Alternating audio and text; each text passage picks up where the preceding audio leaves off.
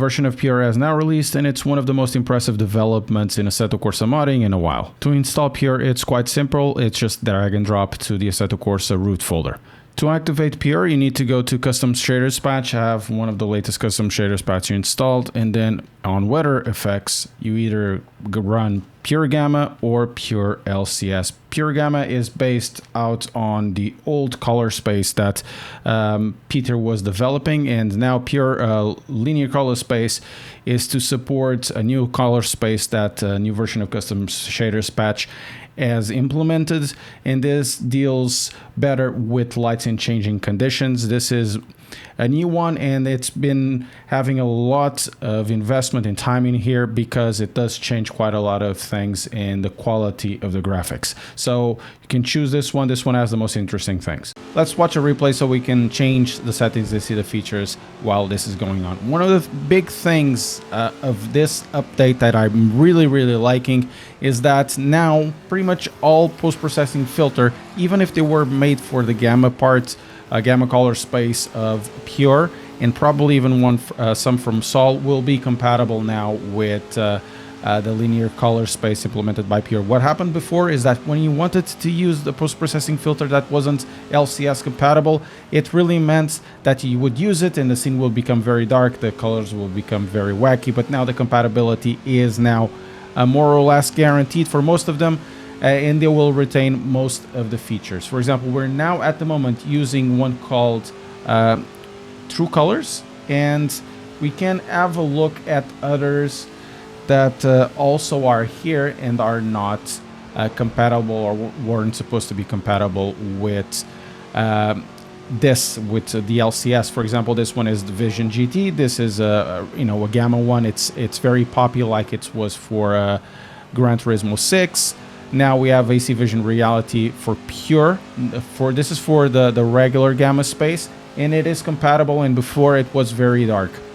So if you have one that you really like but it wasn't compatible, and there's still some things that are wacky, or you find that they aren't too bright, now instead of raising the brightness, you can actually go directly to the Pure config, and if you go, for example, towards the scene, you can increase the scene brightness or decrease the scene brightness. This is for me very important because I like to have a clear midday experience that looks like a clear midday experience when the sun is kind of blinding, the sky is, it's blue, it's more on the lightish side of the blue space, and it feels like you are inside of a track that has a lot of brightness. So in this case you would have it, because even though we have trees left and right, those trees aren't impeding the sun. And my favorite one at the moment for this space isn't really a natural mod. That was my before, that was favorite before.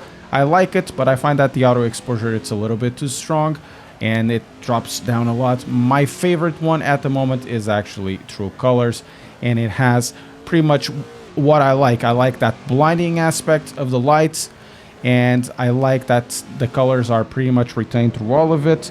And if we go to the outside of the car, you can see why I like this. The sky is on the whitish bluish. It's not really deep. You only really want the deep blue when you are basically with the sun a little bit lower, not on the horizon. And this feels like more or less midday. If it's too strong for you, you can still lower a little bit.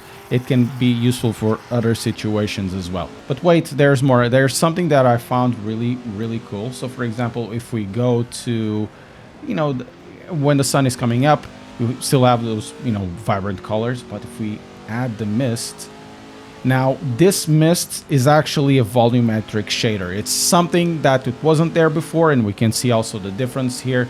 They say that now there's also some sort of disturbance of the air when the car goes through. I haven't seen that, and we can have a look if that happens. It doesn't seem to happen when the cars go through the fog. It doesn't seem to be disturbed. I've tried, a race, it didn't happen as well. But the mist is far more volumetric now. It's now really volumetric, and if you want to create a scene like that happens, for example, in Automobilista 2, in Project Cars 2 with the morning dew, when the evaporation of the water is coming in, You can do it now. Hopefully they will integrate something in the future when you go from night to day. It does it automatically depending on the humidity and circumstances. If you find this is too strong for your CPU, once again, you need to go to your pure config, and over here at the shaders we have ground fog, and now we can see the difference between the outside ground fog. We're gonna turn off. It's still misty, you know, it's still hazy out there, but this is completely something else. The impact for me isn't really that much in terms of FPS. Is actually 0 on my computer, but for some of you that might not have a, you know, as fast of a CPU, it may be something that you want to turn off, or maybe you don't like the effect. The last thing I want to show you is something really dorky, but first of all, you know, as it is with true colors and the color calibration, everything looks very, very nice to me. It's almost as I see it in real life, and that's what I want to really represent. It's more on the realistic kind of things, and I like the colors as they are, but that's not what I want to talk about. That will be about clouds. Incredibly dorky subject, but it's something that I think it's worthwhile showing you. They have two Skydomes. One is 3 gigabytes, the other one is below 1 gigabyte. Apparently there's no impact on your performance with the bigger one. I haven't seen that, but doesn't really matter.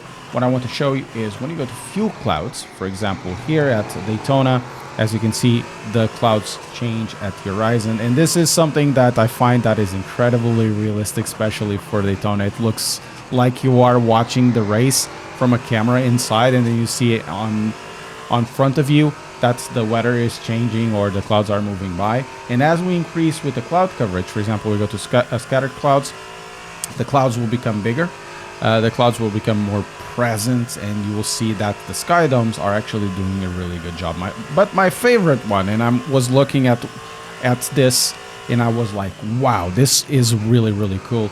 It is the broken clouds as the weather generates, and now we can have a lot of types of clouds which will be more puffy. We can, for example, go towards a broken, we can go towards the 12 noon. If we go outside, as you can see, we have puffy clouds, and as we go down, the weather also gyrates. It randomizes the cloud coverage, but it won't be randomized if you don't change the time. This is done, you know, automatically, and you know, incredibly puffy in beautiful clouds that you see. Super nerdy, super dorky, but I like that, and it look really, really good in the photos. And this is also part of the Assetto Corsa community. I know for all sim racers, maybe this isn't really that important, but part of the Assetto Corsa community actually wants to take really nice photos, and having a good Skydome is also part of that. And as we move towards overcast clouds, the overcast clouds become really strong and deep gray, and I like it. And if we drop into a little more to blue hour, which will be over here, this is a complete Daytona scene, in my opinion. You can see, and you can imagine watching this at Daytona very, very easily, and it has that really deep, dark gray, bluish blue, or bluish gray. And if we move a little more towards this time, and you can see that the cloud coverage also changes the way that the light operates with your eyes, so it hits the clouds and the clouds disperse all of the light. I know this is incredibly dorky, but it's something that I like to see because it shows that the guys at Pure and also at Custom Shaders Patch, Ilya and Peter, they are trying to do something that is visually appealing, makes sense. If you want to go over the top with it, you can go over the top with it, post-processing filters, but they really want to show something that, you know, it is awesome to look at. The links to the Pure Patreon will be in the link below. Remember, this is a paid mod. Tell me in the comments what you think about this improvement on Pure. I find it very fascinating. And if you enjoyed the video, press like and subscribe. I'll see you next time.